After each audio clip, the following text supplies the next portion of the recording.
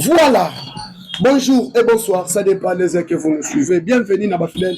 Abonnez-vous surtout. KN8 Info Télévision, votre humble serviteur, président Moustapha. Tout solo la nabino c'est l'actualité politique pour les Écoleka. La Katia République démocratique du Congo pendant quelques minutes. Ma fidèle abonnez-nous surtout. Il y a KN8 Info Télévision, moment et copie tout solo la nabino c'est l'actualité politique pour les Écoleka Namoka. République démocratique du Congo. La situation à l'est, il y a République démocratique du Congo avec l'attaque et la cité de Mouchaki. Bandeko ba Congolais to la mukina bilo FARDC et les Wazalendo ba petit ba bombardé cité de Mouchaki. Mouchaki a été bombardé par les FARDC et les Wazalendo. La position yaba M23 Banyarwanda les bazui attaque na bango na cité de Mouchaki à 10 km de la ville ya Sake. Na yebisaki bino le moment est arrivé maintenant avancer yaba FARDC. Tant que nous avons que surtout que les forces armées de la République démocratique du Congo baza ko avancer sur le terrain bato bazomonango to sala lokuta to sala bavanti na ebisaki bino que l'armée congolaise le FARDC après déploiement armée ezo ko avancer na ba ligne de front nyonso armée ezo ko avancer na ba ligne de front nyonso me bato bazondimate le lot la muki na bino bomoni position oyo ya FARDC niveau ba bombarder Mouchaki. Mouchaki est bombardé. L'armée rwandaise et les terroristes y a M23. O bazwa maki na Mouchaki. Batu na bakongomani o baza na Mouchaki. Nini eleki na Mouchaki. Eloko eleki na Mouchaki eza bombardement. Bombardement. Les FARDC, y compris ba Otobengi, ba Wazalendo, ba bombarder position ya ba M23. Position ya ba M23 na Mouchaki eza bombardé. Les bombes lancées par les Wazalendo na FARDC et va bombarder position ya Banyarwanda ya Banyarwanda va bombarder bango mais boyoki basali communiquer et bango sokoki basali communiquer c'est que bazui échec sur le terrain c'est que échec est total sur le terrain basali communiquer on c'est pour plaire communiquer na bango exact que baleli sur le terrain baleli comportement ya armée baleli musala o armée sali bango tu as bisaki bango tingama tembele position pleurnicher ils vont pleurer ils n'ont pas encore pleuré baleli ponani baleli après qu'on soit frappe na Mouchaki bazui frappe na Mouchaki sur toutes les lignes de front babetami makasi et kobetama o babetami eza ya petete babetami nde yango bomoni bazwi frappe na bango balobaki nini bazoya me FARDC azongisi bango à partir ya Mouchaki na territoire ya Masisi na territoire ya Masisi bazwi frappe chirurgicale et frappe chirurgicale sur le terrain mais boyoki communiquer na bango baye kolela baleli pona nini kolela ya mukolo kolela baleli na position baleli pona nini armée congolaise les FARDC et les Wazalendo FARDC na Wazalendo ba attaquer bango na yango naza na esengo na position ya armée na biso naza na esengo na musala o FARDC asali tango abeti bango abombarde position na bango mais oyoki baye kosala tout comme communiquer na bango basali c'est pour plaire je vous ai dit l'armée congolaise va musala na eza ko avancer sur le terrain exact que basala nini je vous ai dit que non position ya FARDC position ya Wazalendo exact que non tozo ko avancer sur le terrain makambo ya recul les athées avançons tout droit allons tout droit jusqu'au but baleli communiquer que non la communauté internationale la communauté internationale bamona nini respect à l'accord signé à Washington et nous sommes là l'M23 et l'armée rwandaise le Paul Kagame il n'a qu'à respecter les accords de Washington ceux qui a respecté l'accord à Washington mais sont aux apunate Oh non, les FARDC a bombardé. Oh non, les FARDC a fait patati patata. On n'est pas là-bas. Nous, notre objectif, nous voulons que l'armée congolaise puisse appliquer sur le terrain, sur la force. Repli stratégique qu'ils ont sauté. La personne qui parlait de repli stratégique n'est plus dans l'armée. Oh non, nous allons faire le repli stratégique. Nous allons faire tel repli stratégique. Mais ici, on n'a pas le problème de repli stratégique. Ici, on est là que pour appliquer l'accord. Non appliqué accord, nous allons attaquer la position de l'armée rwandaise. C'est ça que nous demandons. Il faut attaquer toute la position de l'armée rwandaise. Et cette position, c'est quoi? Récupérer Bukavu, récupérer Goma, récupérer Sake, récupérer Tchanzu, récupérer Walikali, récupérer tout. Même territoire à Walikali, Bazala Kapete. Bazala qui a avancé na Bukavu. Dans Nord Kivu, il faut avancer militaire. Parce que nous contrôlons le territoire de Walikali, nous contrôlons le territoire de Massis, le territoire de Walikali, nous contrôlons Lubero, nous contrôlons Butembo, nous contrôlons Beni, Walikali, Butembo, Beni territoire, tu contrôles la Kango. Bango va contrôler la ville à Goma, va contrôler Massissi, va contrôler Nirangongo, va contrôler Ruchuru. Donc, tu as yango. Maintenant, Minucholo, lokola ke, va péter na Lubero. Tolandi bango na Masisi to beti Mushaki. Dès que tu récupères Mushaki, tu récupères Rubaya, c'est fini pour un na Masisi Baleli. Tokena Kichanga, tu récupères Kichanga, tu sili ce territoire ya Masisi. To tikali siko na ville ya Goma, ville, province, territoire de Ruchuru, na territoire de Nirangongo. Or Nirangongo toko beta bango na 2 jours. Ce qui armée vraiment est beti baleli bango nzala. Armée congolaise FRDC, ceux qui balent les bango nzala, toko beta bango na 2 jours. Kaka combat, tu récupérer Nirangongo. Oh, si tu récupérer Nirangongo, territoire à Nirangongo, eza simana ville ya Goma. Njabe, Nzambizei. Mais mambo masobele ko, mambo masobele, ndeka nazo bisabino, match balukaka. Kagame a persécuté confiance dans la communauté internationale. Il parlait, non, j'ai la communauté internationale. Je mets la communauté internationale à témoin. Nous aussi aujourd'hui, nous mettons la communauté internationale à témoin. Nous mettons la communauté internationale à témoin. Frappons bazui et zamouké. Ils vont pleurer.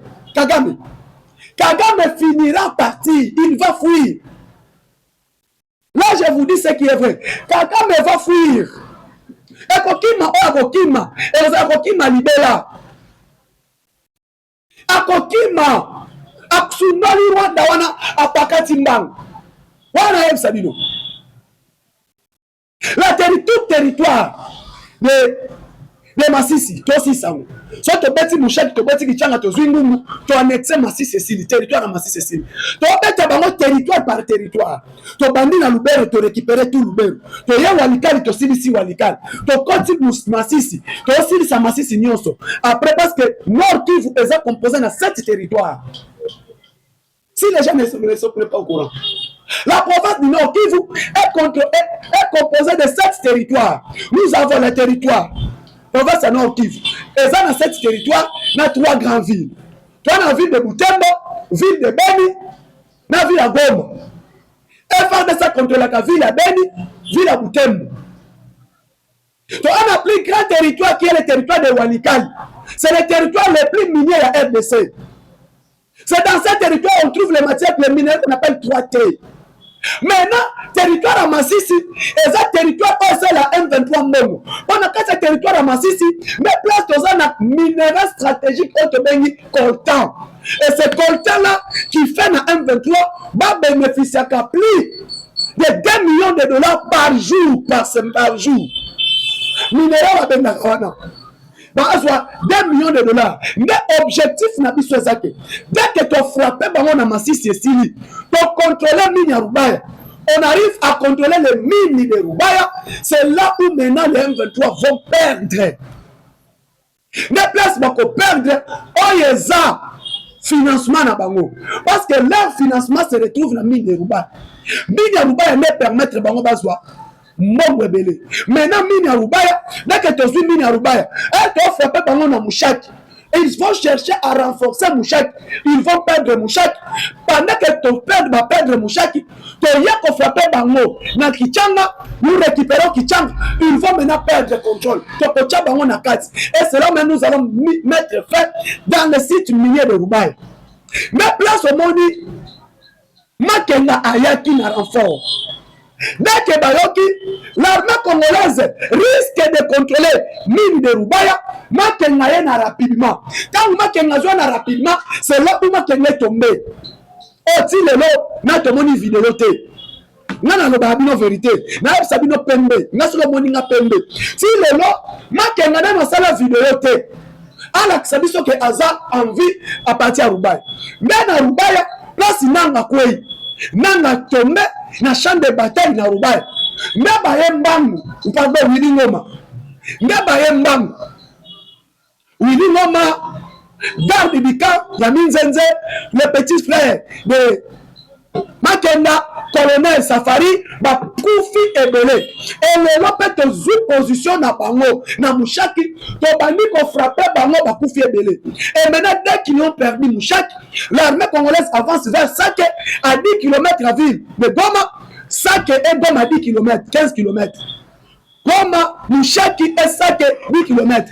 Et to bati bango tozo kozonga vers Sake. Et Sake, c'est là où tu peux attaquer bango vers Goma. Oh, Sake, même qui n'y a presque eza place mon corps. Sake n'y a presque eza place mon corps. Mais moi, il y a ici, Congolais, que non. Restez calme et gardez silence. Car l'Éternel combattra pour vous. Maintenant, Yaki passe à la vidéo. Félix Tshisekedi, attention, ça va. Félix Tshisekedi, attention, ça va. Bazokoufa, Bakwe. J'ai pleuré, je vous ai dit. Je suis venu à danser et en chantant lorsque Willy Ngoma est tombé. Quand Willy Ngoma a koufaki, na sala vidéo na bina. Ba tu ba komela nga ba yebisanga. Mais moi na mboka mwana Congo, président Moustapha. Ozo sepela na liwa ya moninga na bi. Willy Ngoma amela masanga sepela. La même Willy Ngoma, elle a zombé la masanga, a zombina. Attends, tu n'as chef de l'État, attention, ça va. Bah, tu vas le battre. Et là, il pas naïe. Naïe, qu'on passe l'information que Willy Ngoma est mort. Naïe, sous le lot. Naïe, qu'on passe l'information, c'est la mort d'un général rwandais na Mouchaki. L'un des généraux rwandais a tombé dans le champ de bataille na Mouchaki. N'a pas suivi l'information, non? Et pendant que maintenant, ils sont en train de perdre les combats. Tant que nous avons perdu la bataille, non la guerre. Je vous ai dit, nous avons perdu la bataille et non la guerre. Parce que, qu'il plaît qu'il neige, Paul Kagame va partir. Qu'il plaît qu'il neige. L'armée rwandaise, ils vont pleurer. Et coller là, tu vas comprendre. Ils vont pleurer et ils vont partir. Et le situation sur le terrain. La situation sur le terrain, l'armée rwandaise en débandade. En débandade, dans la cité minière de Mouchaki. La perte de Mouchaki. Dans la cité stratégique de Mouchaki, l'armée rwandaise va perdre. Elle va perdre Mouchaki. Bon, comment on a un sort? Pas qu'un débat, ça la mission communiquée dans Twitter. Parce que nan à tout moment, na mitu na kati lelo, Henri Magie a kendawabi. Henri Magie, c'est lui. Tension, ça va. Félix Tshisekedi, tension, ça va. Grand frère, tension, ça va. Lelo na tout na Henri Magie. Henri Magie, tension, ça va, c'est la mort de Willy Ngoma. Ma mort de Willy Ngoma, attention, ça va. Nayebi Sabino, beaucoup de que non, population ya Bukavu. Oh, babanga bino ba libérateur. Population ya Nord Kivu, et ben un 23 libérateur. Il faut pas comprendre. population ya Nord Kivu etikala kobenga M23 libérateur te. Population oyo ebenga bino ba libérateur eza population ezala corrompue. Ya Nord ya Sud Kivu. Parce que na Sud Kivu, baloba nini toyambi bino boza ba libérateur. Vous êtes nos libérateurs, vous êtes venus nous libérer dans la main de Tshisekedi qui est un dictateur. Mais beaucoup de si on a Sud dans Nord Kivu, il n'y a pas moyen qu'on vous appelle des libérateurs. S'il y a une chute de Bukavu, il n'y a eu pas de combat. M23 à côté de Bukavu à Bundate. M23 à côté de Bukavu à Bundate. M23 à côté de Bukavu à Bundate. Il n'y a eu pas la guerre et pas le combat dans Bukavu.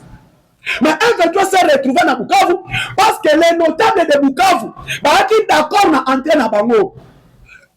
Même na Goma, il y a eu trahison au sein de l'armée.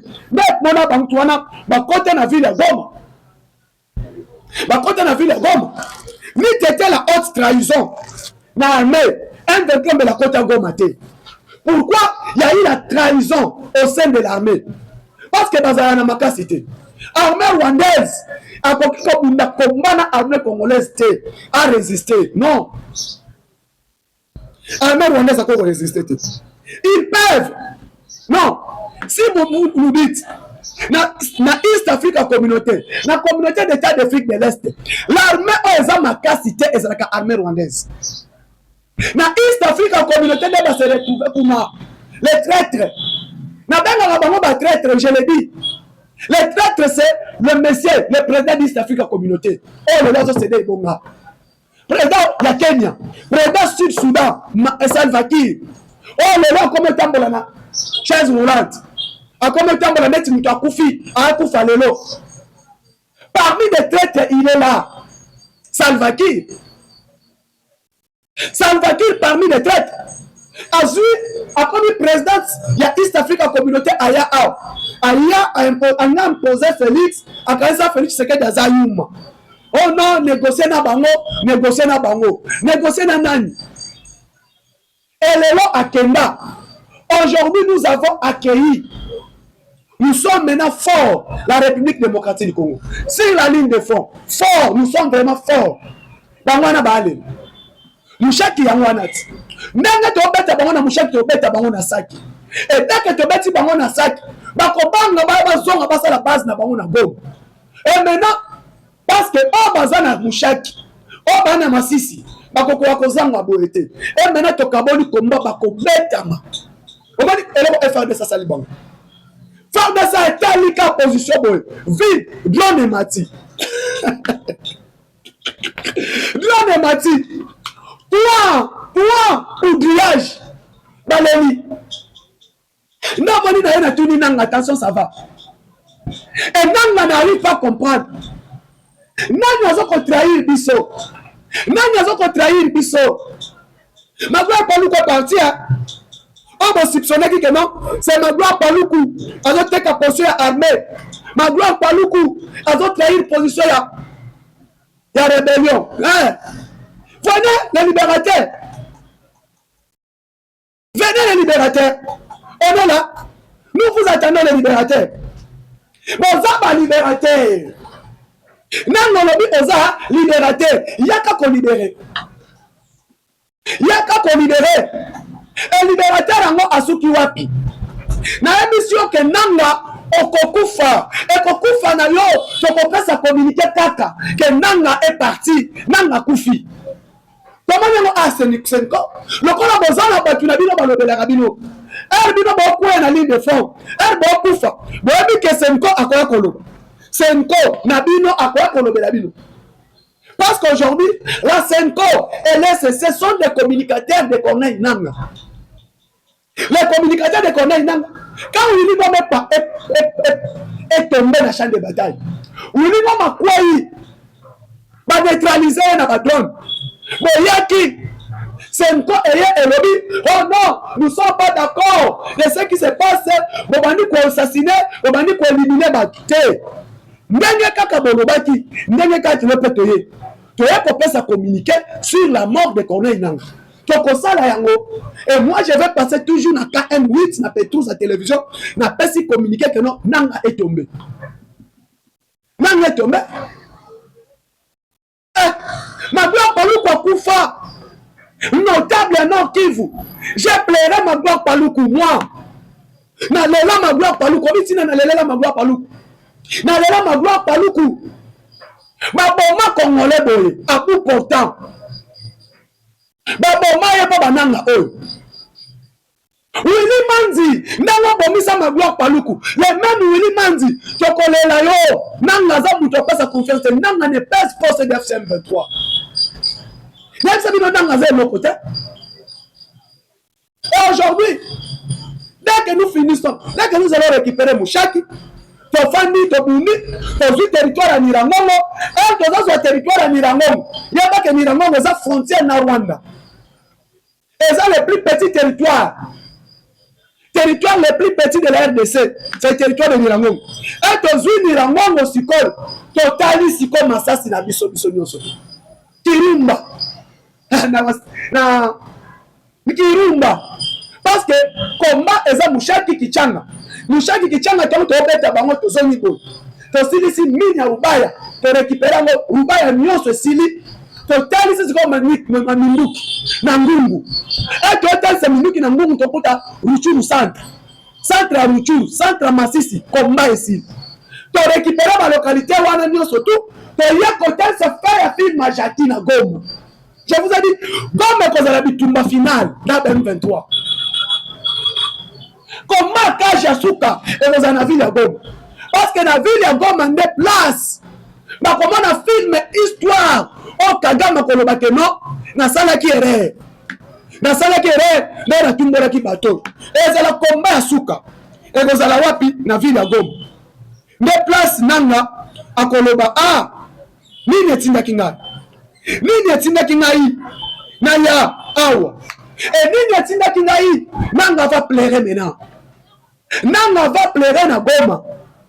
Parce que Mushaki Kichanga Sake tokanga sango. Bon, nanga ba bande de Mushaki. Nanga ba ba perdre Sake. So ba tuna ba ba kuruta kuna na Sake. Na Goma ba ba renforcer Sake. Donc ils vont venir renforcer Sake. Ils vont laisser Goma vide. Or nos militaires sont là à Goma. Nanga e bakate. Armée na biso pe bazalaka na Goma. Baza wana tout autour ya Goma batalaka bango. Ba wazalendo baza. Ba wazalendo ba tout autour ya Goma. Et nanga rêve. Nanga pense que a contrôler la Goma. Or a contrôler la Goma te. Baza ko occuper Goma, mais armée na biso ba wazalendo. FNDC bazalaka pe na kati ya Goma. Bazalaka na kati ya Goma. Et biso pe tozwaka information ya Goma. Que nanga lelo azalaki te abimaki. Tozwi information. To contrôlaka ye. Nanga ndimaki wilingo makotombe. Quand wilingo matombe, wilingo makwaya na lela jour général major Sirimwa nazokufa. Les jours au pité Sirimwa nazokwaya. Nanga wilingo masala communiquer sur la mort de Sirimwa. Asali communiquer que Sirimwa aya ko se photographier na fond na sac. Et à qui dernier virage pour kota Goma. Oh, Ishasha, Minova. Toza déjà wana. Donc, bango baza na point moko te ba contrôler bango moko. Oh, ba contrôler bango moko zaki minya Rubaya. Rubaya toza wana. Rubaya centre toza wana. Village à Rubaya toza wana. Mais bango ba na mi. Momani to beti bango na Mushaki. Et to beti bango na Mushaki. To beti bango na Masisi. Ils vont finir par partir. Et c'est là où j'ai dit Nanga a causé la crise a causé la koyebate. Oh, elle a causé la crise, nous sommes peut-être sécaillés. Nanga ya seka ki biso quand c'est moi mieux parti. Nanga pe biso to ko sécaillé quand Nanga va partir. Pourquoi? A causé na moko ko kimela. Ndeko na yebisi batu. Batu ba ko boma Nanga ezala M23. Batu ba ko boma Nanga ezala M23 ezala batu musute. C'est les M23 qui vont tuer Nanga. Mais bango bakobomaye, bakobomaye, des places biso to koya koloba pe Nanga est parti. Na sala be mission na loba yango tout temps. Que kona Nanga. Ba bato nyonso tu bakota rebelle ya CM23 bakufa. Bato nyonso bakongolais base retrouva na rébellion, la majorité bakufa. Il n'y aura pas de Congolais bakota basala rébellion ensemble na Barwandais ba exista bakufa. Mzee Laurent Désiré Kabila babomaye pa Barwandais. Mzee Laurent Désiré Kabila Barwandais babomaye. Zaidi Ngoma Barwandais babomaye. Yerodi Abdoulaye Ndobasi Barwandais babomaye. Wamba da Wamba Barwandais babomaye. Onesumba Barwandais babomaye. Il n'y a aucun Congolais qui a participé au sein de la rébellion. Rwandais est en vie. Mouké. Baza Mouké. Et pas bakote comme en tête. Rwanda boma bango. Ndenge pe bakoboma nanga. Et nanga quand il va partir, les gens ne vont pas comprendre. Bakoye sabino que non. L'armée rwandaise a bombardé bomi bango. Donc ande bango moko ba bomi e pona nini. Vérité est bimate. Vérité bimate lelo. Mata tampon est venu avec l'RCD. Azongi pa na bango. Tambo mwamba bazala na muze. Tambo mwamba toyebi histoire. Tambo mwamba était dans la rébellion ensemble avec Mzee Laurent Désiré Kabila. Mais quand Tambo mwamba est parti, Tambo tozo benga na Barwandais, Tambo mwamba azonga na Barwandais. Et c'est là où Tambo mwamba, les vidéos existent. Tambo mwamba a dit à Mzee, au Bengani Barwandais, et moi aussi je suis qui, je rentre chez nous. La personne est Tambo mwamba, moutapé sango Mzee. Tu as chassé des Rwandais. Et moi aussi, je suis qui? Je rentre chez nous. Et Tambo Mwamba à Salamini, à Zona Rwanda. Et lelo, la même façon, j'ai dit à Nanga, Menye Kaka, Ozabongo, Batouana Basundola Kayo. Bako Sundola Kayo, Baza Batute. Les Rwandais, Baza Batute. Zaidi Ngoma Yo, Arthur. Arthur Zaidi Ngoma, Azabi. Na yena sukabo toyamba bango ba libérateur lelo bato babenga ki bango ba libérateur les mêmes ba libérateur wana ils pleurent. Non, laissez-les, sont nos libérateurs. Ba libérateur ba bo mabino et lelo ba violer ba maman, ba violer bana, ba bomi l'M23, Babomi, ba Congolais, jusqu'à tel point qu'aujourd'hui, libérateur, il commence à pleurer, soi-disant les libérateurs.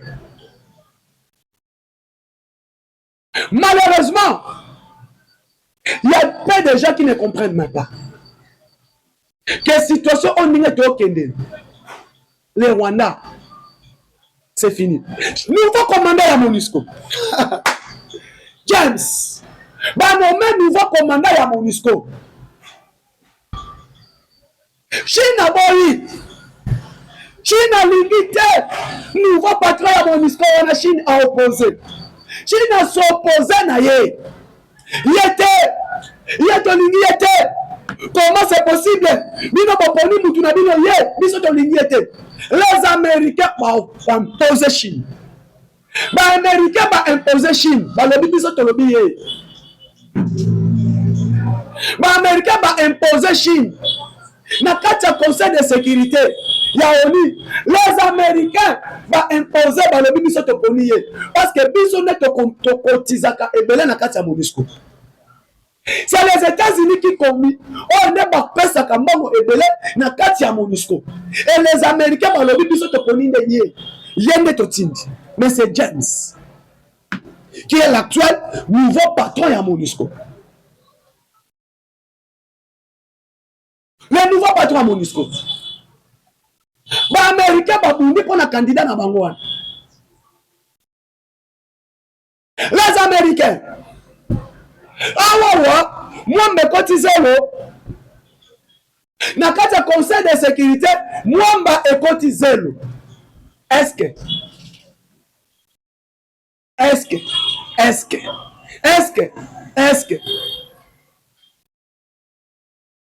nde omoni position na biso, position ya États-Unis na kati ya République démocratique du Congo ebani. Les Américains ba imposer et candidat na bango ye wana bimi. Puis na bango ba préparer ye wana. Azwa comme patron ya MONUSCO. Patron actuellement ya MONUSCO fait le choix des États-Unis d'Amérique. Masolo ebani. Qui est M. James? Azalaka ambassadeur en 2013, 2016. Aka moko azalaki pembeni ya Etienne Tshisekedi et pasali rassemblement. Quand Etienne Tshisekedi fit le président de la RASOP, on te dit rassemblement, on s'est dit ba parti politique presque la majorité de l'opposition. Il y a Franck, il y a Martin Fayoulou, il y a MLP, Jean-Pierre Franck Diongo, ensemble à Maurice Katumbi, il y a Arc, il y a Olivier Kamitatou, plusieurs partis politiques. Oyo esengamaki bakotaki na RASOP. Et na kati ya RASOP wana patron ya RASOP ezalaki Etienne Tshisekedi. Et pendant le rassemblement, tant qu'on préparait dialogue, il y a dialogue ya Kodjo, Tshisekedi aboyaki. Le dialogue ya Basango, Etienne Tshisekedi andimaki dialogue ya Basango. Et tant qu'on na masolo na dialogue ya Basango, M. James azalaki déjà proche ya Etienne Tshisekedi. Et proche ya Etienne Tshisekedi, mais bokomona histoire est vraie. Pendant que Félix Tshisekedi était secrétaire général adjoint, chargé des affaires extérieures, Bayebanaki déjà naïe. Bon, Bayebanaki déjà na M. James. Wana Félix Tshisekedi, secrétaire général adjoint, il y a IDPS, chargé des affaires extérieures du parti. À l'époque, là, Kaboul jouait le rôle du secrétaire général de l'UDPS. M. James Bayebanaki déjà na Félix Tshisekedi. Et pour y bango, les Américains, bachaka sous haut représentant na bango. À l'époque Zaïre, de 95 à 96, quand Mobutu pleurait, départ, il y a Marshall, départ, il y a Mobutu, des places Wana, le monde a été que non, il était déjà là. Pour s'abonner, pour partager, pour la émission, vraiment, TV Zangonga, tout le monde a